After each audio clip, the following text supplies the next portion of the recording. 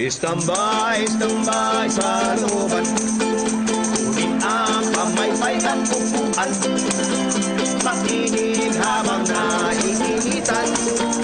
Doon iikot ang aking. Ay, sus. Kwentuhan? Ha? Gusto niyo pa makipagkwentuhan kahit mainit ang panahon? May nakita pa kayong malamig dito? Wala, di ba? Wala! Actually, wala nga. Bakit bang init ang ulo mo? O, hindi ba nakita kaya mainit ang ulo ko dahil mainit?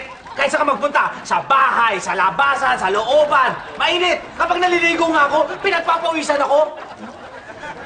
Tama. Mainit ang ulo ni kumpare. Reklamo ng reklamo sa kalye. Inaaway kahit na babae. Mga tao ay wala. Masabi! Ha? Wala kayong masabi dahil tama ako. Ha? Tumahimik ka na lang. Pwede ba? Alam mo, dapat mag-isip kayo kung paano ako malamigan. Yun na nga Ano man gusto mong sabihin namin sa'yo? Eh kung alam ko, nagtatanong ba ako? Sinaulo ko pala eh. Bakit ka ganyan eh? Sinasabi Ha? Magtatanong ba ako? Hindi ako magtatanong sa inyo kung alam ko ang solusyon. Teka nga! Alam niyo, huwag niyo muna siyang kausapin. Mainit pa ang ulo niyan eh. Alam mo, buti pa. Tayo na lang mag-usap. Planuhin natin kung paano natin siya matutulungan. Tama! Oo nga, tama! Ano? Oo nga! Ryan, dun sa muna.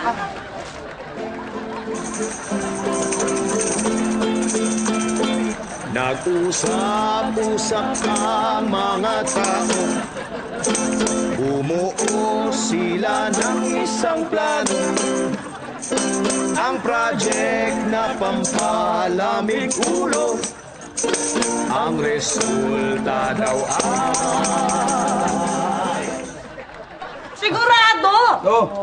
Sigurado akong papatok yung plano natin. Talaga?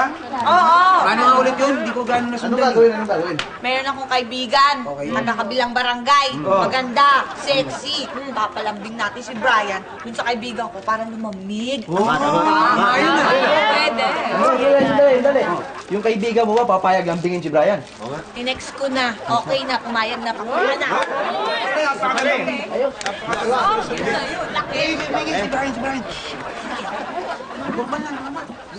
Uy, si Brian, huwag kayong maingay.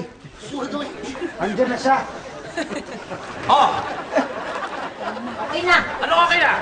Meron na kaming... Mainit ang ulo ko ha? Meron na Ano kaming... kung ano? Ulap! Ang tagal! Ayan na! Hi, Sis! Ayan ba? Sis!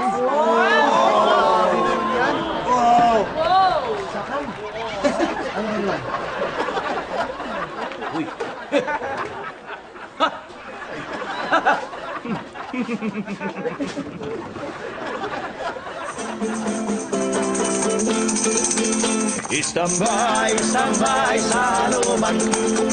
Dumating na raw ang kasagutan.